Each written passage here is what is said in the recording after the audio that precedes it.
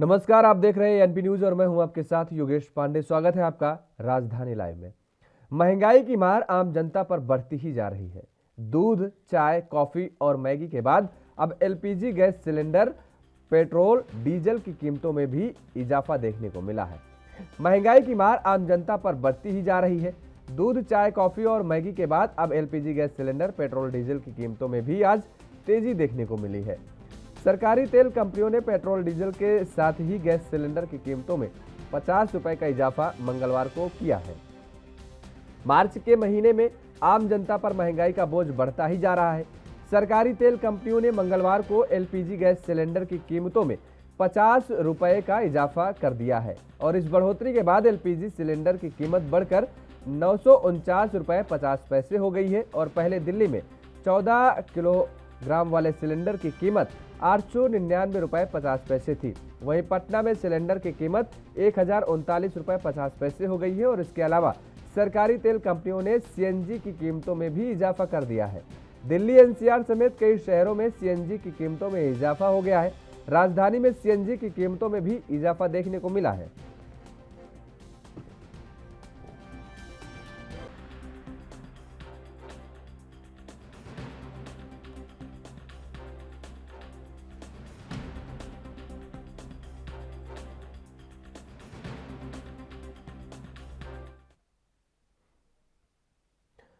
और इसी खबर पर ज़्यादा जानकारी के साथ हमारे साथ दिल्ली से संवाददाता राजीव तिवारी सीधे जुड़ चुके हैं। राजीव, जिस तरीके से महंगाई दिन ब दिन लगातार बढ़ती जा रही है और ऐसे में अगर दिल्ली की जनता का जिक्र करें तो क्या कुछ प्रतिक्रियाएं दिल्ली की जनता की आ रही हैं?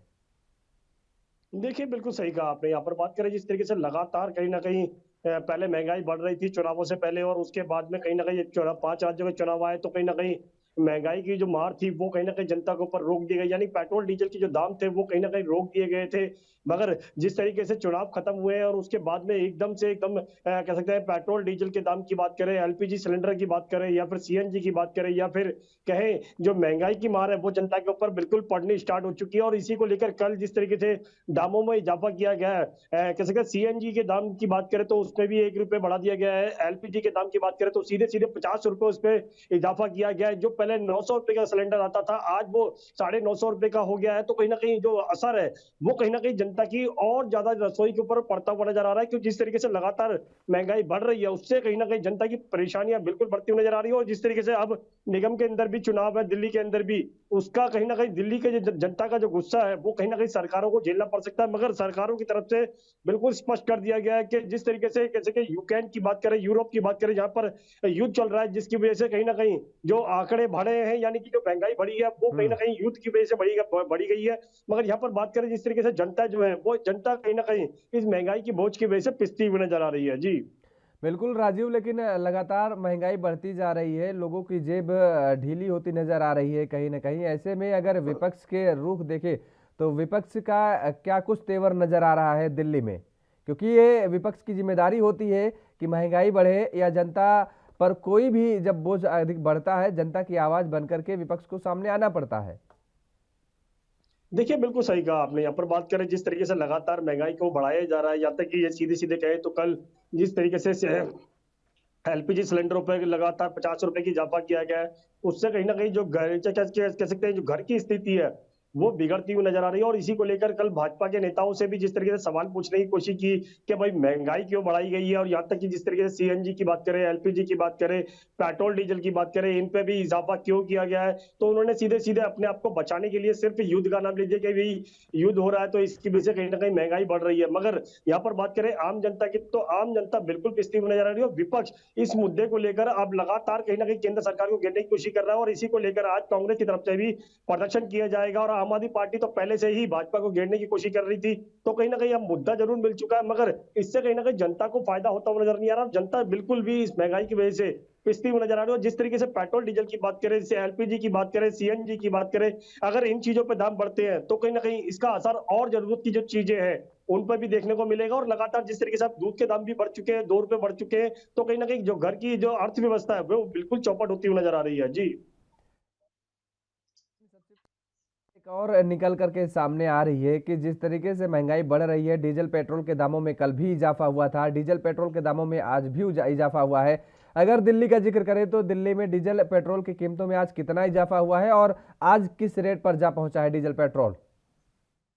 देखिए, बिल्कुल सही कहा आपने। यहाँ पर बात करें जिस तरीके से पेट्रोल की बात करें तो पेट्रोल कल 80 पैसे बढ़ाया गया था, आज भी लगभग 80 पैसे के करीब बढ़ाया गया था और डीज़ल की बात करें तो डीज़ल भी कल भी महँगा किया गया था। मगर यहाँ पर बात करें सीएनजी की तो सीएनजी भी ₹1 दाम बढ़ा दिया गया है। एलपीजी की बात करें तो एलपीजी पे जिस तरीके से ₹50 का इज़ाफ़ा किया गया है, उससे कहीं न कहीं जनता बिल्कुल परेशान होती नज़र आ रही है और ज़रूरत की जो चीज़ें हैं, वो ट्रांसपोर्टेशन के द्वारा चलती है और जो डीज़ल, पेट्रोल जो महँगा हुआ है, वो कहीं न कहीं उसका सीधा-सीधा असर जो है, वो 80 पैसे की जगह पर कहीं न कहीं ₹5 का फ़र्क नज़र आता है। तो कहीं न कहीं महँगाई जो है वो अब जनता के ऊपर पड़ती हुई नज़र आ रही है और जनता जो है वो शायद कहीं न कहीं सरकारों से नाराज़ भी होती हुई नज़र आ रही है। जी। बिल्कुल, लेकिन अगर पेट्रोल और डीजल के दाम राजू जिक्र करें तो आज राजधानी दिल्ली में किस रेट पर किन ऊंचाइयों को छू रहे हैं? देखिए, बिल्कुल सही कहा आपने। यहाँ पर लगातार जिस तरीके से पेट्रोल, डीज़ल के दाम अब बढ़ाए जा रहे हैं और सरकारों ने पहले भी स्पष्ट कर दिया था कि जिस तरीके से युद्ध चल रहा है और लगभग कह सकते हैं 27-28 दिन हो चुके हैं, तो कहीं न कहीं काफ़ी बड़ी दिक्कतें ज़रूर आने वाली है और इसी को लेकर दिल्ली सरकार की बात करें, केंद्र सरकार की बात करें, तो लगातार कहीं न कहीं उसके अंदर प्रयास किया जा रहा था और लोगों को राहत देने की कोशिश की गई थी, मगर वो राहत जो है, वो अब खत्म होती हुई नज़र आ रही है और जनता जो है इस महँगाई की वजह से कहीं न कहीं परेशान होती हुई नज़र आएगी। मगर यहाँ पर बात करें जिस तरीके से सीएनजी के दाम बढ़ाए गए हैं, एलपीजी के दाम बढ़ाए जो घरों की रसोई जो होती है, वो एलपीजी के दाम पे चलती है, तो कहीं न कहीं जिस तरीके से ₹50 का इज़ाफ़ा किया गया है, उसमें कहीं न कहीं जनता और ज़्यादा परेशान होती नज़र आ रही है क्योंकि जो पहले ₹900 का सिलेंडर आता था, आज वो साढ़े ₹900 का हो चुका है, तो कहीं न कहीं परेशानियाँ और बढ़ती हुई नज़र आ रही हैं। जी। राजू, जनता की परेशानियां बढ़ती नजर आ रही हैं, लेकिन कुछ लोगों की जो प्रतिक्रियाएं आई सामने, जब महंगाई को लेकर के, बढ़ते डीजल पेट्रोल के दामों को लेकर के, बढ़े हुए सिलेंडर के दामों को लेकर के, तो कुछ लोग तो इससे नाराज दिखे, लेकिन कुछ लोगों की जो प्रतिक्रियाएं सामने आई उनमें साफ तौर पर ये देखने को मिला और सुनने को मिला कि उन लोगों का मानना है कि दरअसल देश जो है विकास के पथ पर अग्रसर है। अब दुनिया में देश का डंका बज रहा है, राष्ट्रवाद को लेकर वे खासा उत्साहित नजर आए हैं और ऐसे में उन्होंने कहा कि खास तौर पर इस महंगाई का कोई असर उन पर नहीं पड़ रहा है। आने वाले समय में जिस तरीके से देश की तरक्की होगी, ये साफ तौर पर है। अगर अभी डीजल पेट्रोल के दामों में बढ़ोतरी हो रही है तो वो सहने के लिए तैयार है। देखिए, बिल्कुल सही कहा आपने। यहाँ पर बात करें जिस तरीके से देश के नाम पर कहा गया है कि महँगाई अगर बढ़ रही है तो कहीं न कहीं देश की तरक्की होगी। मगर ये बात करें यहाँ पर ये मिडल क्लास जो है वो कहीं न कहीं इस तरफ देख रहा है कि जो सरकारें कोशिश कर रही हैं वो कहीं न कहीं सराहनीय है, यहाँ तक कि राष्ट्रवाद को लेकर। मगर जो ग्राउंड क्लास है यानी कि जो बहुत ज़्यादा ग्राउंड क्लास है यानी कि जो गरीब लोग हैं, उनके ऊपर सबसे ज़्यादा असर पड़ता हुआ नज़र आ रहा है और कहीं न कहीं वो जो है वो सरकारों से नाराज़ है। मगर यहाँ पर बात करें जिस तरीके से महँगाई का असर जो है वो उनकी जेब पर पड़ता हुआ नज़र आ रहा है क्योंकि जो लोग दिहाड़ी मजदूर हैं या फिर कहें जो सारे दिन में 200-300 रुपए कमाते हैं और वो सोचिए अगर वो दूध के दाम पे भी अगर ₹2 कहते हैं इजाफा किया गया तो उसका असर जो है उसके ऊपर कितना पड़ता है ये उसके अंदाजे से ही पता लगता है और जो उनकी नाराजगी है वो सरकारों से होती नजर आती है मगर जो अपर लेवल है उनको कोई फर्क नहीं पड़ता चाहे ₹2 बढ़ जाए या ₹3 बढ़ जाए मगर सबसे ज्यादा असर जो है वो ग्राउंड क्लास को ही पड़ता हुआ नजर आता है। जी। बिल्कुल, जो मिडिल फैमिली है सबसे ज़्यादा प्रभावित होती है महंगाई से, तो वही प्रभावित होती है और ऐसे में सबसे ज़्यादा जो मार पड़ती है तो मुझे लगता है मिडिल फैमिली वालों को ही मार पड़ती है। राजू, आप साफ तौर पर बता रहे हैं, लेकिन अगर भारतीय जनता पार्टी के जो कार्यकर्ता हैं, आपने बताया कि किस तरीके से वो रूस और यूक्रेन के युद्ध का हवाला दे रहे हैं और उसकी वजह से जो महंगाई है वो बढ़ रही है, वो बोल रहे हैं। लेकिन जिस तरीके से अगर अन्य लोगों का जिक्र करें, देखिए दिनचर्या जो होती है, आपने भी बताया कि अगर डीजल पेट्रोल के दामों में इजाफा होगा तो सभी सामानों में इजाफा हो जाता है, उनके रेट में वृद्धि हो जाती है। मैगी के रेट बढ़ गए हैं, दूध के रेट बढ़ रहे हैं, अलग अलग कंपनियां अपने हिसाब से इस तरह से दूध के रेट को बढ़ा रही हैं। ये दिनचर्या वाले, प्रतिदिन वाले जो सामान यूज में आते हैं उनके रेट कहीं ना कहीं इजाफा हो रहा है उनमें। और जो नौकरियां हैं वो युवा वर्ग कहीं ना कहीं नौकरियों के लिए परेशान नजर आ रहा है। ऐसे में अगर रोजगार का जिक्र करें तो उन लोगों की सैलरी बढ़ती नजर नहीं आ रही है। तो क्या वास्तव में लोग राष्ट्रवाद, और एक तरफ राष्ट्रवाद नजर आ रहा है और दूसरी तरफ ये महंगाई नजर आ रही है, तो महंगाई और राष्ट्रवाद की अगर कंपैरिजन करें तो कहीं ना कहीं महंगाई पर राष्ट्रवाद भारी पड़ता है और वो महंगाई को नकार देते हैं और कहते हैं जैसा चल रहा है चलने दीजिए। देखिए, बिल्कुल सही कहा आपने। यहाँ पर बात करें राष्ट्रवाद की और महँगाई की, महँगाई बिल्कुल कहीं न कहीं बिल्कुल दिखती हुई नज़र आती है। राष्ट्रवाद जो है वो अपनी जगह पर है, मगर यहाँ पर बात करें कल जिस तरीके से भाजपा का जो प्रदर्शन था कहीं न कहीं फ़िल्म को लेकर, वो कहीं न कहीं जब उनसे बातचीत की गई तो उनसे जब ये पूछा गया तो भई जिस तरीके से महँगाई बढ़ाई गई है, पेट्रोल, डीज़ल के दाम बढ़ रहे हैं, तो उससे ज़रूरत की जो और जो चीज़ें हैं, उन पर असर पड़ता है। तो कहीं न कहीं जो भाजपा के जो नेता थे या फिर कहें कार्यकर्ता थे, उन्होंने साफ-साफ कहा कि महँगाई का असर उनकी जेब पर नहीं पड़ता। मगर यहाँ पर बात करें जो ग्राउंड क्लास है या फिर मिडल क्लास है, उनके ऊपर बिल्कुल असर पड़ता हुआ नज़र आता है। सोचिए अगर जो महीने के 4-5 हज़ार रुपए महीने की कमाता है और हम्म। वो पूरे ख खर्चा जो है वो इसी तरीके से निकाल देता है और कहीं न कहीं जो उसकी बिल्कुल, दिहाड़ी खाने-पीने की जो मज़दूरों चीज़ें वालों को होती है या सबसे फिर ज़्यादा परेशानियों का सामना करना पड़ रहा है, राजीव आप कह रहे हैं। आप हमारे साथ लगातार बने रहिए, फिलहाल रुकते हैं एक छोटे से ब्रेक के लिए, ब्रेक के बाद फ़ौरन हाज़िर होते हैं।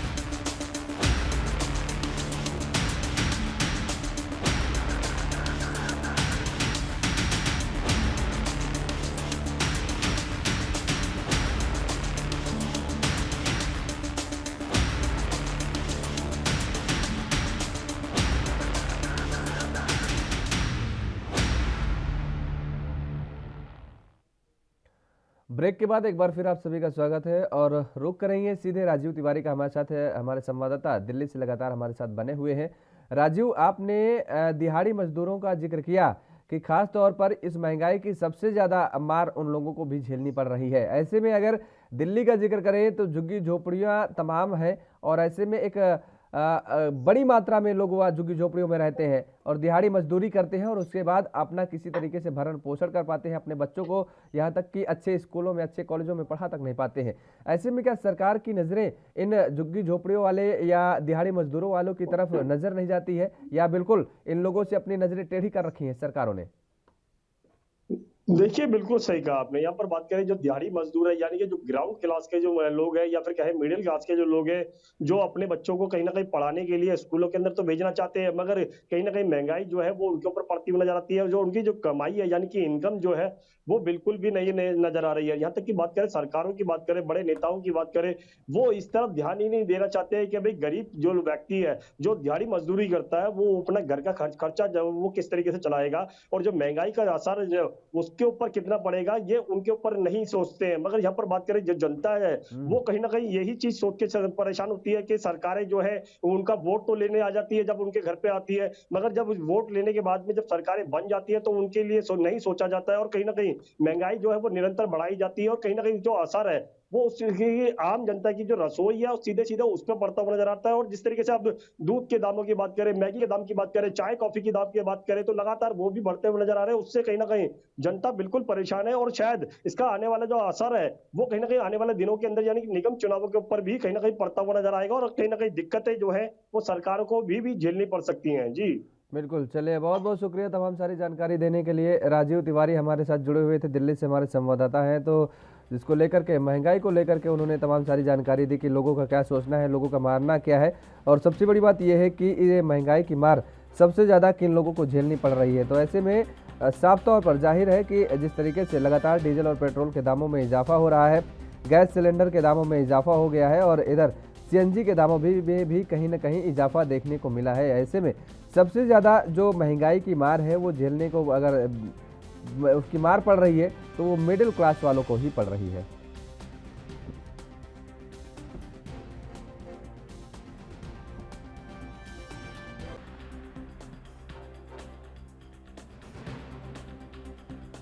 तो महंगाई की वजह से लोगों को खासा परेशानियों का सामना करना पड़ रहा है और ऐसे में लोग लगातार इस बात को लेकर के उठा भी रहे हैं, विपक्ष भी लगातार मुद्दे को उठा रहा है, लेकिन कहीं ना कहीं एक तरफ एक लोगों का ये भी मानना है कि राष्ट्रवाद को लेकर के जिस तरीके से भारतीय जनता पार्टी की सरकार काम कर रही है उस पर कहीं ना कहीं महंगाई का जो मुद्दा है वो फीका नजर आ रहा है।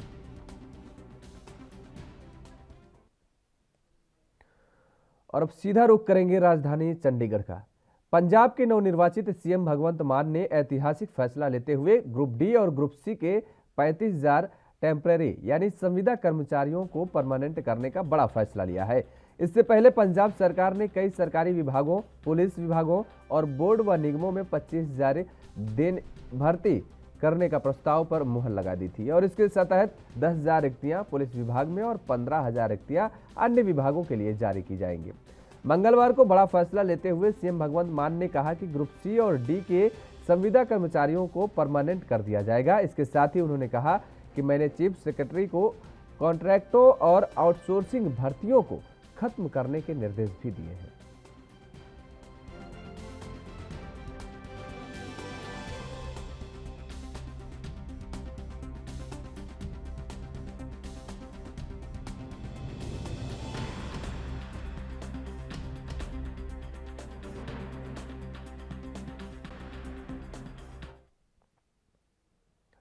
और इसी खबर पर ज्यादा जानकारी के साथ चंडीगढ़ से हमारे संवाददाता अमित कुमार हमारे साथ जुड़ चुके हैं। अमित, भगवंत मान सरकार बनते ही जिस तरीके से ताबड़तोड़ बैटिंग की जा रही है भगवंत मान की तरफ से, लगातार बड़े बड़े फैसले लिए जा रहे हैं। चुनावी मौसम में जो वायदे किए गए थे, रोजगार का एक बड़ा मुद्दा उठाया गया था। अभी गिने चुने दिन हुए हैं भगवंत मान सरकार के और ऐसे में ये बड़े फैसले मुझे लगता है पंजाब के लिए और पंजाब वासियों के लिए जो है ये ऐतिहासिक फैसले साबित हो सकते हैं आने वाले समय में। जी बिल्कुल, देखिए अगर हम बात कर रहे हैं तो भगवंत मान की सरकार ने जब से ओहदे संभाले हैं, जब से सरकार संभाली है, तब से बड़े और अहम फैसले जो पंजाब के हित में उन्होंने वो लेने शुरू कर दिए। चाहे हम शुरुआत करें कि पहली कैबिनेट मीटिंग में 25,000 सरकारी नौकरियां देने की बात की, तो उससे एक बड़ा मॉरल बूस्ट मिला है पंजाब के यूथ को। उसके बाद अगर हम कहें कि अब कल विधानसभा के सेशन खत्म होने के बाद 35,000 ग्रुप सी और ग्रुप डी के कच्चे मुलाजिमों को, इसी तौर पे कॉन्ट्रैक्चुअल या आउटसोर्स मुलाजिमों को पक्का करने की बात उन्होंने अनाउंस कर दी है। अनाउंस के साथ ही उन्होंने बकायदा चीफ सेक्रेटरी को ऑर्डर्स दे दिए हैं कि इसके लिए बकायदा जो रूल्स रेगुलेशंस फाइनेंस करने की होता है, जो ड्राफ्ट पॉलिसी बनाने की होता है, उसको तैयार किया जाए ताकि जो अगला विधानसभा का सेशन आएगा उसके अंदर इसको अप्रूव कर दिया जाए और सभी कच्चे मुलाजिमों को पक्का कर दिया जाए। तो इससे जो मुलाजिमों के लिए इन्होंने प्रॉमिस किया था, क्योंकि आप देखिए सबसे पहली बार एग्जांपल देंगे कि जिस दिन भगवंत मान मुख्यमंत्री की शपथ लेके सेक्रेटरीट पहुंचे तो सभी मुलाजिम थे वो वहां पहुंचे, तो उनका स्वागत किया था। तो उन्हें बहुत ज्यादा उम्मीद थी कि भगवंत मान उनके लिए कई बड़े फैसले ले सकते हैं और ये एक बहुत बड़ा एग्जाम्पल उन्होंने उनके लिए सेट कर दिया।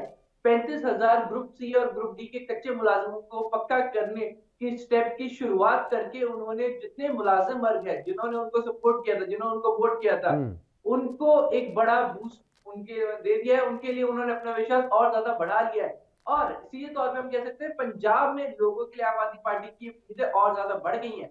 हर रोज हर दिन जैसे जैसे एक एक करके निकल रहा है, तो आम आदमी पार्टी की तरफ से जितने भी उन्होंने अपने मैनिफेस्टो के वादे किए थे एक एक करके पूरे करने शुरू कर दिए। और हम आमतौर पे देखते हैं कि जो वादे होते हैं वो आखिरी साल में लगभग पूरे होते हैं, पर आम आदमी पार्टी ने बिल्कुल अलग हटके गेम बना दिए।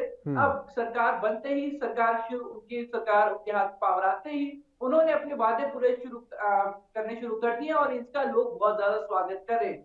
जो 35,000 कच्चे मुलाजिम थे, इसी दौर में हम कहें कि ग्रुप सी और ग्रुप डी के, उनसे भी हमने कल बात की थी, तो उन्होंने कहा था कि हमें बहुत ज्यादा खुशी है कि एटलीस्ट ये स्टेप इनिशिएट हो चुका है, हमें मुख्यमंत्री साहब की तरफ से आश्वासन आ चुका है। अब बस हमें इंतजार है कि कब विधानसभा में हमें पक्का करने का बिल आएगा और ताकि हम इन पक्के हो जाए, क्योंकि कई ऐसे मुलाजिमत जो 10-10, 15-15, 18-18 साल से कच्चे हैं, कॉन्ट्रैक्ट पे काम कर रहे हैं और कहीं ना कहीं उनको डर है कि कल उनकी छुट्टी हो सकती है। तो इसलिए उनको बहुत ज्यादा आस थी और अब भगवंत मान उस आस के ऊपर खड़े उतरते नजर आ रहे हैं। जी अमित, इसके साथ ही ये भी कहा गया है कि आने वाले समय में जो भी कर्मचारी रखे जाएंगे उनको कॉन्ट्रैक्ट बेस पर नहीं रखा जाएगा, परमानेंट रखा जाएगा, ऐसा कुछ? अगर हम कहें मुख्यमंत्री ने सीधे तौर पे कहा है कि जो आउटसोर्स के जरिए या फिर हम कहेंगे कॉन्ट्रैक्ट के जरिए रखते हैं तो उनमें हमेशा मिडलमैन होते हैं। भले ही अगर हम कहें जो कॉन्ट्रैक्चुअल वर्कर्स रखे जाते हैं उनकी ऑन पेपर सैलरी बहुत ज्यादा दिखाई जाती है, पर एक्चुअल में जो उनको सैलरी मिलती है वो बहुत कम होती है। जो डिफरेंस रहता है ऑन पेपर और इन हैंड का, वो कॉन्ट्रैक्चुअल या जो मिडलमैन होते हैं वो ले जाते हैं। तो इस चीज के ऊपर नकेल कसने के लिए उनका है कि अब कॉन्ट्रैक्चुअल की तरफ पंजाब सरकार जाएगी नहीं, सीधी डायरेक्ट भर्तियां करेगी। इस डायरेक्ट भर्तियों से सीधे तौर पे पंजाब के लोगों को वही फायदा होगा कि पंजाब में और नौकरियां आएंगी, तो वही पंजाब में पड़ी सभी खाली पोस्टें भर दी जाएंगी। तो उन्होंने एक साथ तीन चीजों पर निशाना लगाने की कोशिश की है। पंजाब के लोगों को जिनको बिल्कुल। नौकरी की जरूरत है उनमें एक बिल्डअप आएगा, जो खाली पड़ी पोस्ट है वो भर दी जाएगी। और फाइनली की अगर सीधे तौर पर बात करें तो जो मिडिल मैन हैं, जो अगर हम कहें कि कॉन्ट्रैक्चुअल वर्कर्स के पैसे उनसे ले रहे हैं, किसी भी तरीके कमीशन के बाद ले रहे हैं, किसी तरीके से ले रहे हैं, उनको भी साइडलाइन कर दिया जाएगा। तो ऑल ओवर एक बहुत ही पॉजिटिव इमेज पंजाब सरकार अपनी पंजाब सरकार बनाती अपनी है। बना पाएगी। अमित, हमारे साथ आप बने रहिए लगातार। फिलहाल रुकते हैं एक छोटे से ब्रेक के लिए, ब्रेक के बाद फौरन हाजिर होते हैं।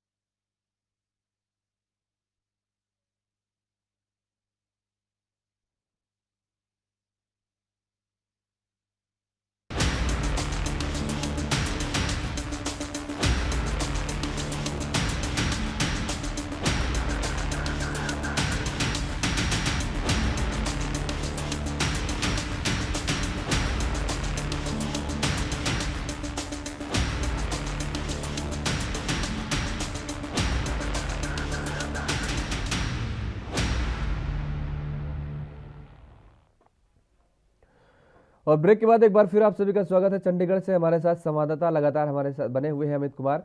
अमित, भगवंत मान लगातार ताबड़तोड़ जो फैसले ले रहे हैं, वाकई बेहद सराहनीय फैसले हैं और पंजाब के लिए और मुझे लगता है विकास के पथ पर आगे बढ़ाने का काम लगातार कर रहे हैं।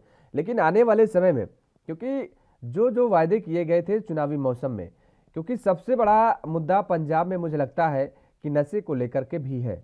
ऐसे में क्या पंजाब सरकार, वर्तमान सरकार, अब इस कदम में भी कोई कदम उठाने की सोच रही है या फिर इस पर भी कोई रणनीति बना रही है, क्योंकि ये अपने आप में सबसे बड़ा टफ मामला माना जाता है?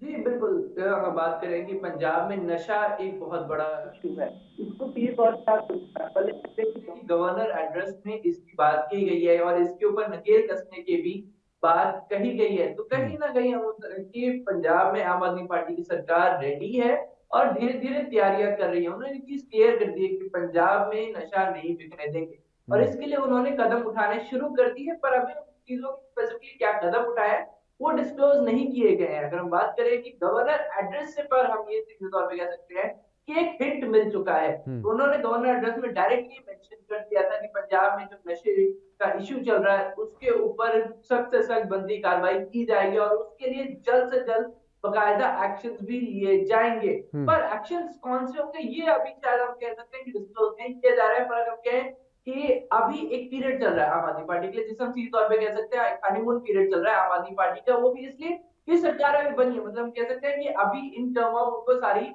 पावर्स अथॉरिटीज एक तरह से हैंडओवर मिल रहा है। कल अगर हम कहें कि कैबिनेट मंत्रियों ने अपनी कुर्सियां संभाली थी, उनको अपने अपने विभाग मिले थे, परसों अलॉट हो गए थे, कल उन्होंने उनको संभाल लिया था। तो अगर हम कह सकते हैं कि अभी डिपार्टमेंट से उनको इन्फॉर्मेशन आएंगी, अभी विद इन के एक्चुअल में कितनी जरूरत है, कहाँ मेहनत है, कहाँ गड़बड़ी है, किधर क्या इश्यूज है, वो सब जानने। अभी अगर हम कहें कि सिर्फ पॉजिटिव पॉजिटिव पॉजिटिव सारी विधायकों को अभी सिर्फ गुड न्यूज ही मिलेगी। पर अब वो जो बैठेंगे औहदा संभालेंगे उनको एक्चुअल में सारे इश्यूज आएंगे, जिनके जेल मंत्रालय, जिनके कानून सिक्योरिटीज है, उन सब चीजों को एग्जैक्टली क्या इश्यूज है और किसको किस तरीके से टैकल करने की जरूरत है, इसके ऊपर मॉनिटरिंग शुरू की जाएगी। तो अभी हम कह सकते हैं कि अगला, अब हम कह सकते हैं कि कल से मैं कह सकता हूँ कि पंजाब आम आदमी पार्टी का हनीमून पीरियड खत्म हो चुका है। अब हम कह सकते हैं कि पंजाब के लिए जो लोगों से वादे किए उन्होंने वो स्टेप पूरे करने शुरू कर दिए। पर अब एक्चुअल में जो मुश्किलें हैं, जो दिखते हैं, वो आम आदमी पार्टी को फेस करनी शुरू हो जाएंगी, क्योंकि अब उन्होंने अपने ओहदे संभाल लिए, अब कैबिनेट भी बन चुकी है और अब जितनी भी दिक्कत परेशानियां पंजाब के लोगों की है, जो एडमिनिस्ट्रेटिव को है, वो सब अब मंत्रियों के हाथ जाएंगे और अब एक्चुअल में जो रोड मैप आम आदमी पार्टी ने तैयार किया है उसको लागू करने की जरूरत होगी। क्योंकि अगर एक प्रॉपर रोड मैप, जैसे आम आदमी पार्टी शुरू से कहती आई है कि अगर वो लागू हो जाता है सब कुछ हैंडल हो जाएगा, पर अगर मेजर चेंजेस करने की जरूरत पड़ी तब हम कह सकते हैं कि आम आदमी पार्टी की सरकार को दिक्कत आ सकती है। पर वो दिक्कत किस लेवल की होगी ये समय ही बता पाएगा। अगर रोड मैप पहले से ही हर चीज प्रेडिक्ट करके तैयार किया गया था तो आवश्यकता कोई दिक्कत नहीं आएगी, पर कई नई चीजें भी होती है, कई नई डेवलपमेंट भी होती है जो समय के साथ आती है, तो उसको कोई भी प्रेडिक्ट नहीं कर सकता, तो उसके लिए प्री प्लानिंग भी बहुत ज्यादा जरूरी है। तो अब ये देखना होगा कि अब सरकार क्या प्लान करती है, सरकार की प्रायोरिटी क्या रहती है। प्रायोरिटीज में हमने देख लिया कि अभी फर्स्ट प्रायोरिटी पंजाब के लोग चल रहे हैं, पंजाब में नौकरियां चल रही है, कच्चों मुलाजिमों को पक्का करना, यूथ को मौका देना, ये सब चीजें, और ये बहुत अच्छा मॉरल बूस्टअप है। पर अब हमें कि मॉरल बूस्टअप से भी हटके हमें काम करना है, क्योंकि जैसे हम चीज कर सकते हैं, पंजाब में हॉस्पिटल्स की सिचुएशन तो और अच्छी करनी है, एजुकेशन के लेवल को और ज्यादा बढ़ाना है, तो उन सब चीजों पे भी आम आदमी पार्टी की नजर है। ये देखना होगा कि इनिशिएट्स क्या किए जाते हैं, स्टेप्स क्या लिए जाते हैं। और अब क्योंकि हम कह सकते हैं कि विधानसभा, पहली औपचारिक विधानसभा का सेशन का पहला सत्र खत्म हो चुका है, तो अब जो कैबिनेट मिनिस्टर्स हैं, अब कैबिनेट पंजाब के लिए क्या अनाउंस करती है, क्या बड़े बड़े फैसले हमें पंजाब में देखने को मिलते हैं, क्योंकि अब सभी लोगों की निगाहें आम आदमी पार्टी पे है, आम आदमी पार्टी के मुख्यमंत्री भगवंत मान पे है, क्योंकि लोगों की एक्सपेक्टेशन बहुत ज्यादा हाई है, और इसका सीधा सीधा असर इसलिए भी है, इतनी हाई क्यों है, क्योंकि बहुत बड़ा मैंडेट देके भेजा है, और उस मैंडेट पे अब आम आदमी पार्टी को खड़ा उतरना है। स्टार्टिंग में अगर हम कहेंगे बहुत अच्छे से उतर भी रहे हैं, लोगों को बहुत ज्यादा अप्रिशिएट भी हो रहे हैं, पर ये पूरे 5 साल करना है, और इसके लिए अब देखना होगा कि पहले जो शुरुआती कदम है वो बहुत ज्यादा ठोस होने चाहिए। पहले 2 कदम बहुत अच्छे निकले, पर इसके बाद के कदम कौन से होंगे ये जरूर देखना होगा।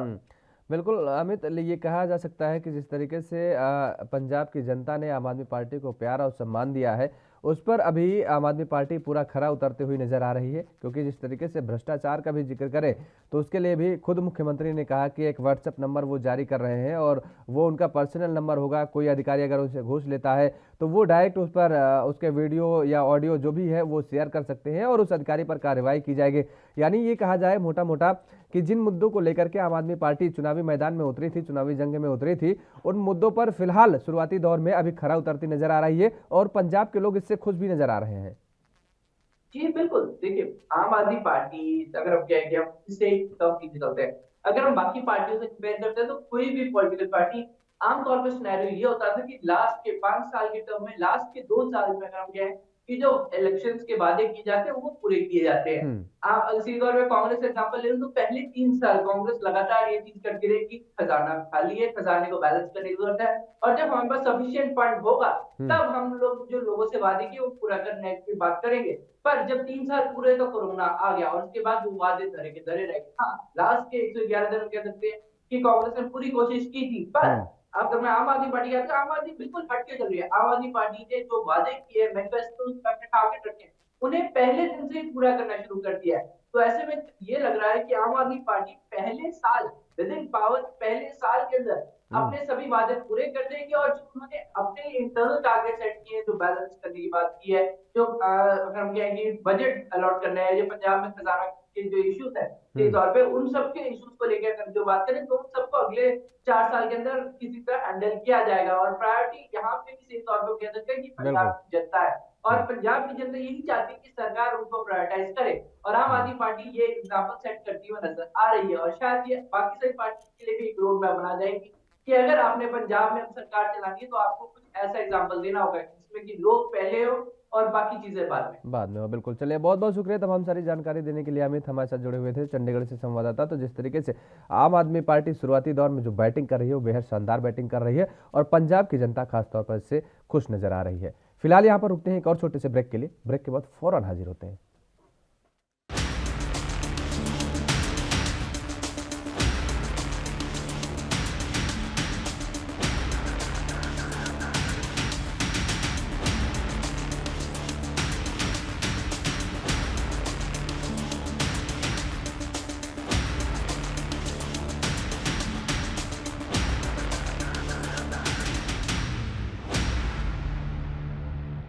एक बार फिर आप सभी का स्वागत है। खबरों में आगे बढ़ेंगे और रुक करेंगे अब महाराष्ट्र का। महाराष्ट्र के सीएम उद्धव ठाकरे के साले श्रीधर फटड़कर के खिलाफ प्रवर्तन निदेशालय की कार्रवाई से राज्य की सियासत गर्मा गई है। राका अध्यक्ष शरद पवार ने कहा है कि राजनीतिक लाभ के केंद्रीय जांच तंत्र का दुरुपयोग इस समय देश में सबसे बड़ा मुद्दा है। उन्होंने कहा कि पिछले 5 से 6 सालों में ईडी नाम की इस संस्था के बारे में किसी को पता नहीं है, लेकिन अब ये ईडी हर गांव में पहुंच चुकी है। दुर्भाग्य से इन सब का दुरुपयोग शुरू हो गया है और ऐसे में देखना होगा कि इस तरह की कार्रवाई का क्या विकल्प निकलता है। प्रदेश कांग्रेस अध्यक्ष नाना पटोले ने कहा है कि केंद्र की बीजेपी सरकार केंद्रीय जांच एजेंसियों का दुरुपयोग कर रही है। उन्होंने कहा कि इस तरह की कार्रवाई से अघाड़ी सरकार को बदनाम करने की साजिश रची जा रही है। इससे पहले राका नेता छगन भुजबल को भी निशाना बनाया गया था, लेकिन 2.5 साल बाद हाईकोर्ट ने उन्हें बरी कर दिया है। उधर ऊर्जा मंत्री नितिन राउत ने कहा है कि बीजेपी को इस तरह की कार्रवाई महंगी पड़ेगी। बीजेपी के पूर्व सांसद किरीट सोमैया ने ट्वीट कर कहा है कि घोटालेबाजों को छोड़ा नहीं जाएगा। उन्होंने कहा है कि यह सिर्फ शुरुआत है, उन्हें आगे की कार्रवाई के लिए तैयार रहना चाहिए। सोमैया ने कहा है कि अब उद्धव ठाकरे रात को सो नहीं पाएंगे। वहीं बीजेपी विधायक नितेश राणे ने कहा है कि अब मुख्यमंत्री ठाकरे को राज्य की जनता को जवाब देना चाहिए। उन्होंने कहा कि अब मुख्यमंत्री के पास इस्तीफा देने के अलावा कोई दूसरा विकल्प नजर नहीं आ रहा है।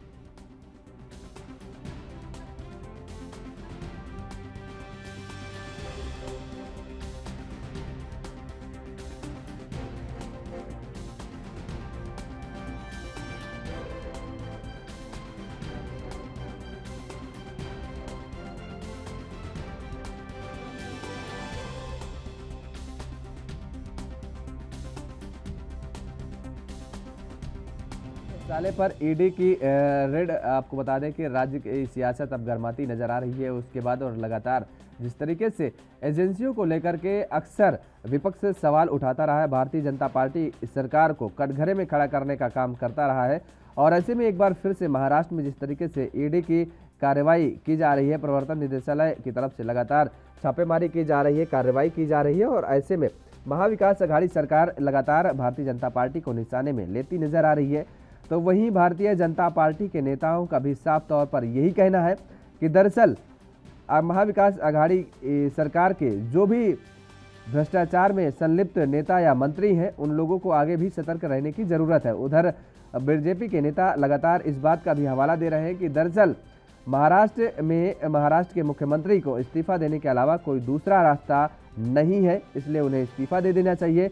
लगातार कार्रवाई को लेकर के महाराष्ट्र में अब सियासत गर्माती नजर आ रही है। दरअसल सीएम ठाकरे के साले पर ईडी की कार्रवाई की गई है और इस कार्रवाई के बाद लगातार कांग्रेस भी भारतीय जनता पार्टी पर हमलावर नजर आ रही है और उधर शिवसेना के नेताओं के द्वारा भी लगातार तंज कसे जा रहे हैं और केंद्र में बैठी भारतीय जनता पार्टी की सरकार पर हमला बोला जा रहा है। इतना ही नहीं, आपको बता दें कि शरद पवार की तरफ से भी लगातार निशाना साधा जा रहा है केंद्र की सरकार पर और यही कहा जा रहा है कि पिछले 5 से 6 सालों में जिस ईडी को गांव के लोग नहीं जानते थे, आज गांव-गांव में वो ईडी पहुंच गई है, बच्चा उसे जानने लगा है और लगातार एजेंसियों का दुरुपयोग किया जा रहा है।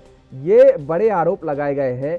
राज्य की सियासत गर्माती तो नजर आ ही रही है, लेकिन ये आरोप दरअसल पहले भी लगते रहे हैं केंद्र की भाजपा सरकार पर और अब एक बार फिर से ये आरोप लगने शुरू हो गए हैं। दरअसल आपको बता दें कि महाराष्ट्र में लगातार प्रवर्तन निदेशालय की तरफ से, उनके अधिकारियों की तरफ से कार्रवाई की जा रही है, छापेमारी की जा रही है और ऐसे में अब महाराष्ट्र की सियासत गर्माती नजर आ रही है और आरोप प्रत्यारोप का दौर बढ़ता नजर आ रहा है।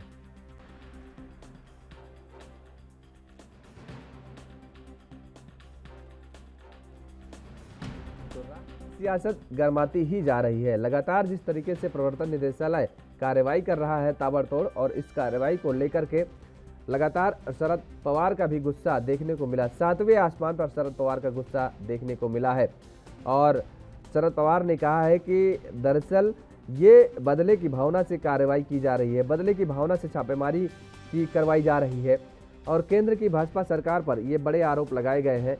लगातार ये कहा जा रहा है कि दुरुपयोग किया जा रहा है एजेंसियों का। इतना ही नहीं, भारतीय जनता पार्टी के नेताओं की तरफ से भी बयानबाजी लगातार सामने आने लगी है। भारतीय जनता पार्टी के नेताओं की तरफ से कहा जा रहा है कि कोई भी भ्रष्टाचारी या घोटालेबाजी छोड़ा नहीं जाएगा। जो भी घोटालेबाज होगा उस पर कार्रवाई की जाएगी, घोटालों में जो भी संलिप्त होगा उस पर जांच की जाएगी और जांच होने के बाद जो भी दोषी होगा उसके ऊपर कार्रवाई की जाएगी। ये बड़ी बात कही जा रही है भारतीय जनता पार्टी के नेताओं की तरफ से। किरीट सोमैया ने भी ट्वीट करते हुए कहा है कि घोटालेबाजों को छोड़ा नहीं जाएगा। ये लगातार आरोप प्रत्यारोप का दौर शुरू है। तंज लगातार एक दूसरे पर कसे जा रहे हैं और ऐसे में प्रवर्तन निदेशालय की जो कार्रवाई की गई है महाराष्ट्र में, उसको लेकर के अब महाराष्ट्र की सियासत गर्माती नजर आ रही है। दरअसल आपको बता दें कि महाराष्ट्र के मुख्यमंत्री के ठाकरे के साले पर ईडी की रेड पड़ी है और उसके बाद से अब ये सभी नेता लामबंद होते नजर आ रहे हैं। वो चाहे शिवसेना के नेता का जिक्र करें, कांग्रेस के नेता का जिक्र करें या रॉका के नेता का जिक्र करें, लगातार ये सभी एक साथ एक सुर में बोलते नजर आ रहे हैं। दरअसल महाराष्ट्र में महाविकास अघाड़ी सरकार है और ऐसे में इस गठबंधन की सरकार के ऊपर जो भारतीय जनता पार्टी के नेताओं के द्वारा भ्रष्टाचार और घोटालेबाज के आरोप लगाए जा रहे हैं, उन घोटालेबाज और भ्रष्टाचार के आरोपों को लेकर के प्रवर्तन निदेशालय की तरफ से की गई कार्रवाई को जायज ठहराया जा रहा है और कहा जा रहा है कि जो भी घोटालेबाज होगा, जो भी भ्रष्टाचार में संलिप्त होगा, उस पर कार्रवाई की जाएगी। तो ऐसे में लगातार एक दूसरे पर वाद विवाद के जरिए आरोप प्रत्यारोप का दौर शुरू है और महाराष्ट्र राज्य की सियासत गर्माती नजर आ रही है।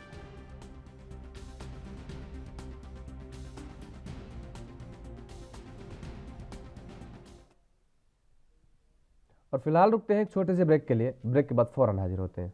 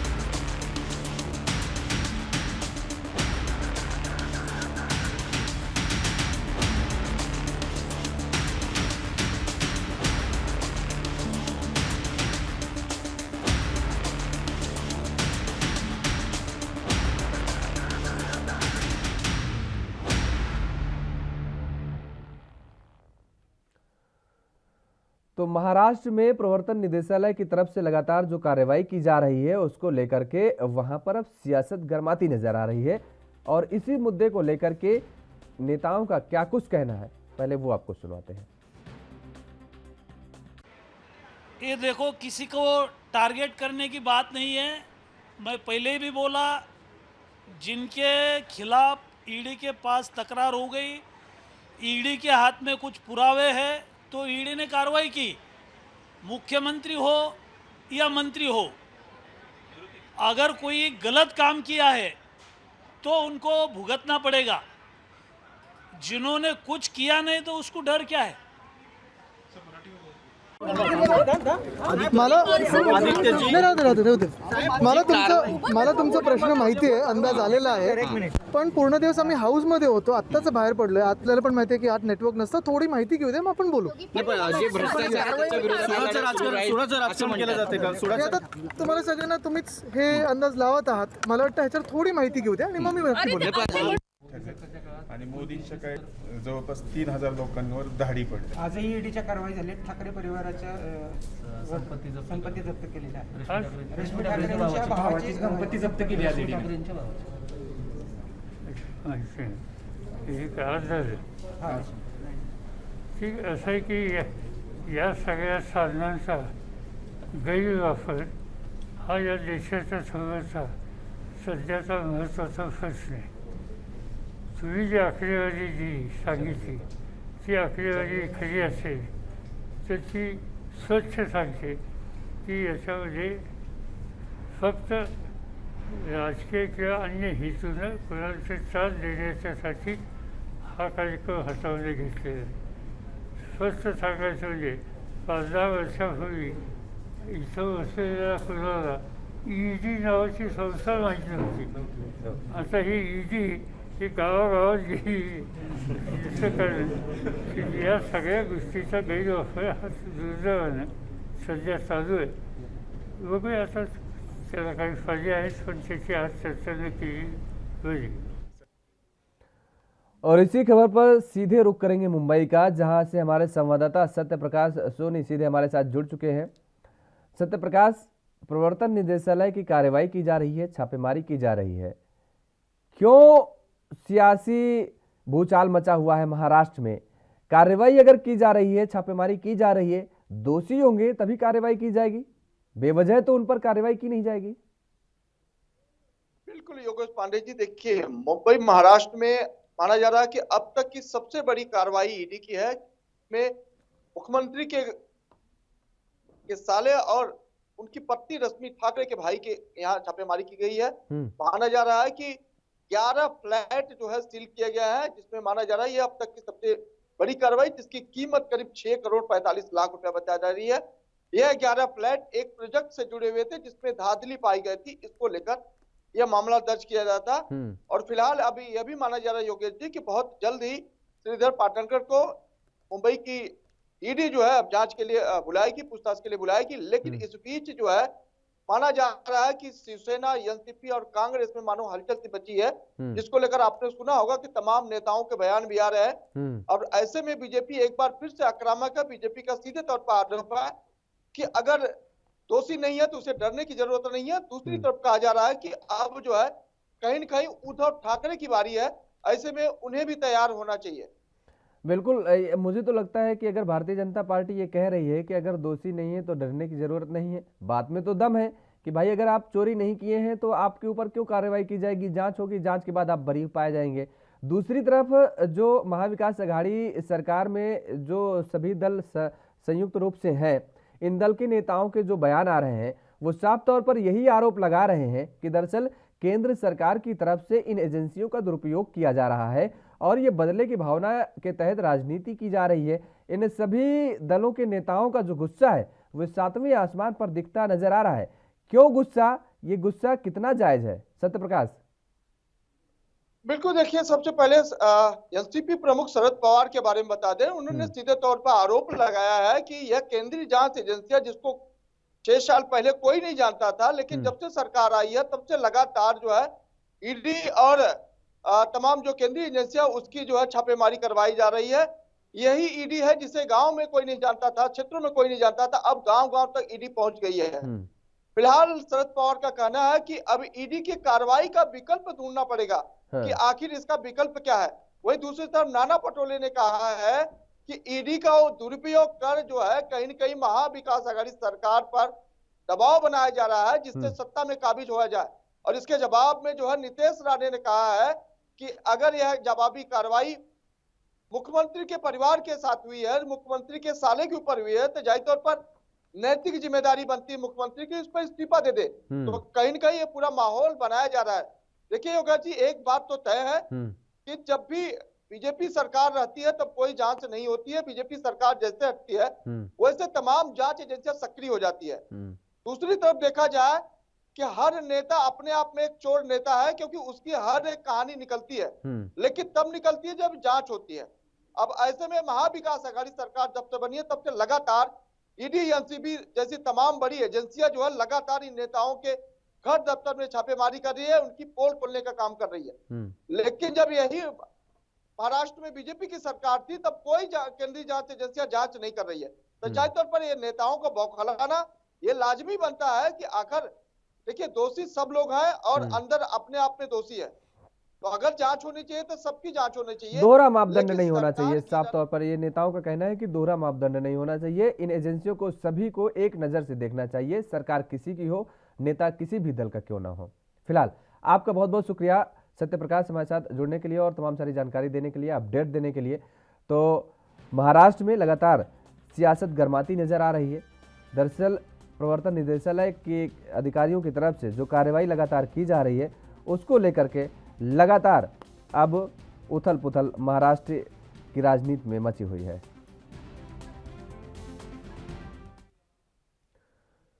और यहां रुकते हैं एक छोटे से ब्रेक के लिए। ब्रेक के बाद फौरन हाजिर होते हैं।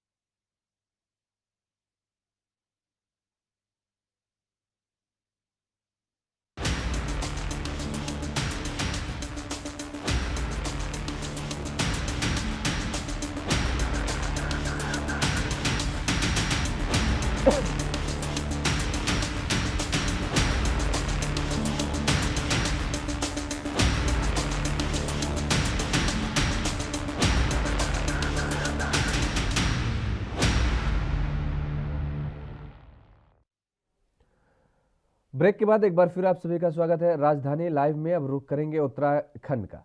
दरअसल उत्तराखंड विधानसभा चुनावों में जीत के बाद भाजपा दोबारा सरकार बनाने जा रही है। आज पुष्कर सिंह धामी का एक बार फिर राज्य के सीएम के तौर पर शपथ लेने वाले हैं और इस दौरान पीएम नरेंद्र मोदी के साथ ही केंद्रीय गृह मंत्री अमित शाह, भाजपा के राष्ट्रीय अध्यक्ष जेपी नड्डा के भी देहरादून पहुंचने की जानकारी मिली है। इसी के साथ सभी केंद्रीय मंत्रियों को भी इस शपथ ग्रहण समारोह में बुलाया गया है, निमंत्रण दिया गया है। और आपको बता दें कि साधु संतों को भी समारोह के लिए बुलाया गया है। पुष्कर धामी के सीएम पद की शपथ लेने के साथ ही कैबिनेट के अन्य मंत्री भी शपथ लेने वाले हैं। ऐसा कहा जा रहा है कि शपथ ग्रहण समारोह में 20 से 25 हजार लोगों की भीड़ जुटने की अनुमान है। देहरादून के परेड ग्राउंड में इस भव्य कार्यक्रम का आयोजन होगा और इस दौरान सुबह 11:30 बजे से ही भाजपा के कार्यकर्ता मौके पर जुटना शुरू होंगे। शपथ ग्रहण का कार्यक्रम दोपहर 2 बजे शुरू होगा।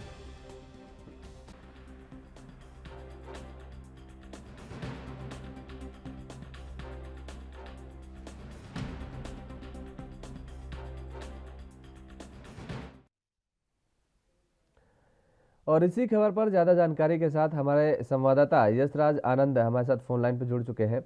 यशराज, जिस तरीके से एक बार फिर से उत्तराखंड का कार्यभार उत्तराखंड के मुख्यमंत्री की ताजपोशी जो है पुष्कर सिंह धामी के कंधों पर की जा रही है और आज वो शपथ लेंगे, क्या कुछ तैयारियां की गई हैं? क्या कुछ किन किन गेस्टों को बुलाया गया है? बिल्कुल, मैं सबसे पहले आपको बताना चाह रहा हूं कि लगातार दूसरी बार उत्तराखंड में मुख्यमंत्री पद का चेहरा होंगे पुष्कर सिंह धामी और इस समारोह को विशेष भव्य तरीके से आयोजित यहाँ पर किया जा रहा है। यानी कि एक समारोह के रूप में इसे भव्यता के साथ प्रदर्शित किया जा रहा है और यह शपथ ग्रहण समारोह परेड ग्राउंड मैदान में स्थित है, वहां पर आयोजित किया जाएगा, जिसमें 2:30 बजे मुख्यमंत्री शपथ लेंगे। और सबसे बड़ी बात है कि शपथ ग्रहण समारोह में नरेंद्र मोदी जो प्रधानमंत्री हैं, गृह मंत्री अमित शाह, राष्ट्रीय अध्यक्ष जेपी नड्डा, उत्तर प्रदेश के मुख्यमंत्री योगी आदित्यनाथ, मध्य प्रदेश के मुख्यमंत्री शिवराज सिंह चौहान, हिमाचल प्रदेश के मुख्यमंत्री जयराम ठाकुर, त्रिपुरा के मुख्यमंत्री विप्लव कुमार देव आदि अन्य मुख्यमंत्री शामिल होंगे। साथ ही साथ इसकी और भव्यता को बढ़ाने के लिए यहाँ पर साधु संत का भी आशीर्वाद लिया जाएगा और यहाँ पर हेलीपैड भी बनाया गया है। वही मैं आपको बताना चाह रहा हूँ कि पुष्कर सिंह धामी 12वें उत्तराखंड के 12वें मुख्यमंत्री होंगे। जी, बताया जाए। बिल्कुल यशराज, 12वें मुख्यमंत्री के तौर पर आज पुष्कर सिंह धामी उत्तराखंड के मुख्यमंत्री पद की शपथ लेंगे और 2 बजे दोपहर को ये बताया जा रहा है कि शपथ ग्रहण समारोह होगा और ऐसे में सभी मंत्री भी आज शपथ लेंगे। यशराज, बिल्कुल, आज सभी मंत्री पद के शपथ लेंगे।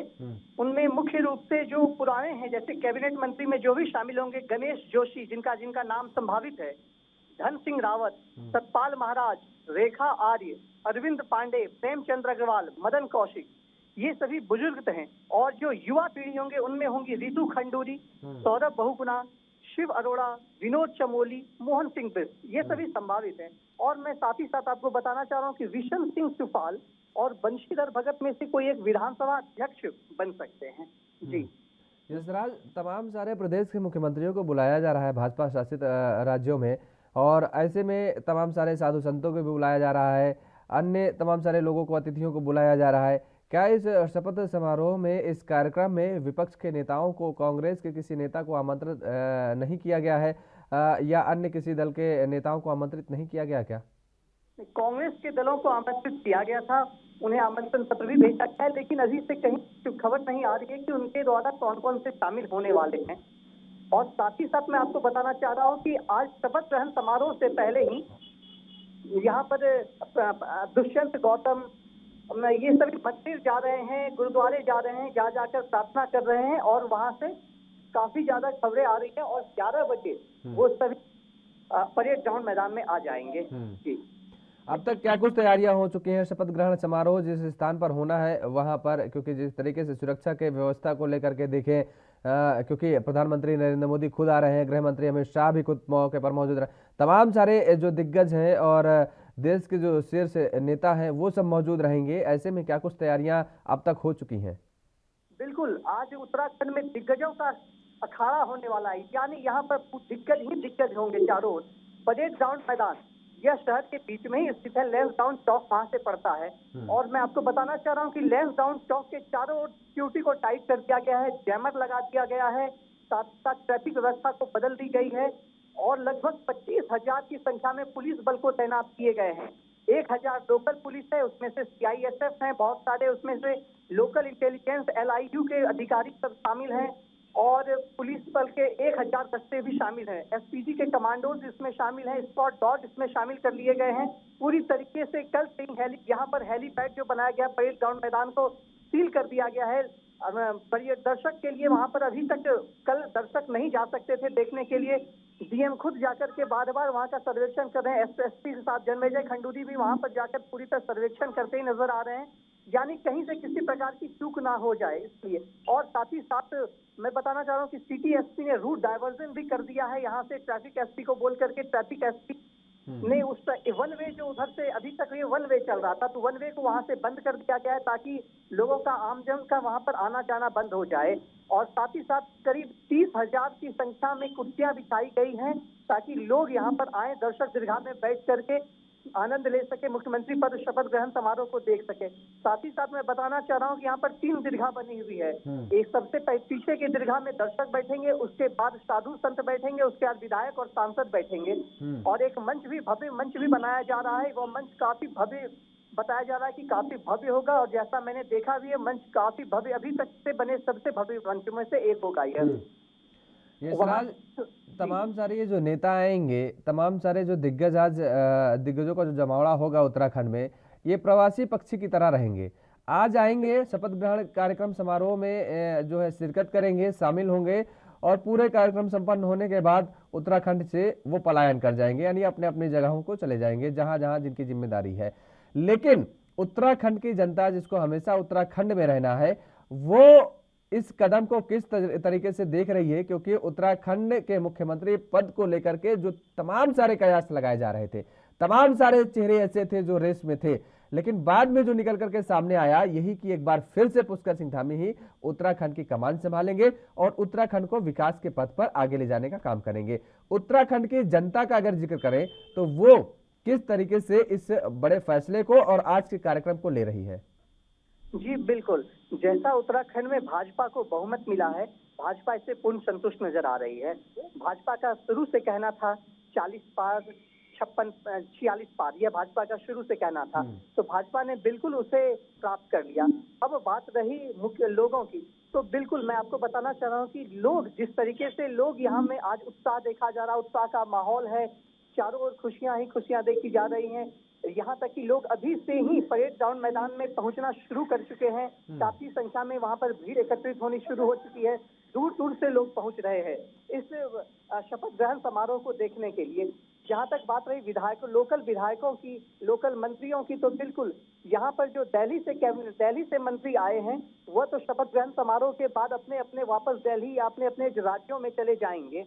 मुख्यमंत्री सब जो है वापस अपने राज्यों में चले जाएंगे, लेकिन स्थानीय विधायक, उनका कहना है कि बिल्कुल मुख्यमंत्री पद का चेहरा जो पुष्कर सिंह धामी को नियुक्त किया गया है, यह काफी अच्छी बात है, क्योंकि पुष्कर सिंह धामी काफी सौम्य शालीन व्यक्ति हैं। पुष्कर सिंह धामी के से सबसे बड़ी बात यह होती है कि उनसे मिलना, उनसे बात करना, ये काफी शालीनता से वो करते हैं और वो धरातल से जुड़े हुए नेता है। मैं बताना चाह रहा हूँ कि कई विधायक पुष्कर सिंह धामी के पक्ष में अपना सीट भी खाली करने को तैयार थे, तो इसलिए कहीं से भी यह देखा नहीं जा रहा। और दूसरी सबसे बड़ी बात है कि सभी विधायक, यही भाजपा का कहना है कि भाजपा एक अनुशासित पार्टी है और अनुशासित पार्टी में शीर्ष नेतृत्व का जो फैसला होता है सभी गणमान्य विधायक उसे मानने को राजी होते हैं और हंसी खुशी से उसे मानते हैं। विधायकों से भी जब हमारी बात हुई तो उन्होंने कहा कि बिल्कुल मैं सारे विधायक 47 के 47 विधायक संतुष्ट हैं कि मुख्यमंत्री पुष्कर सिंह धामी को बनाया गया। यदि उन्हें नहीं बनाया जाता तो कहीं ना कहीं पार्टी में कुछ रोष व्याप्त हो जाता। जी चलिए, बहुत बहुत शुक्रिया तमाम सारी जानकारी देने के लिए। यशराज आनंद हमारे साथ जुड़े हुए थे, संवाददाता, जिन्होंने तमाम सारी जानकारी दी। दरअसल आज उत्तराखंड के मुख्यमंत्री के तौर पर एक बार फिर से पुष्कर सिंह धामी शपथ लेंगे। राजधानी लाइव में फिलहाल मेरे साथ इतना ही। देश और दुनिया की तमाम खबरों के लिए आप बने रहिए ANB न्यूज के साथ। नमस्कार।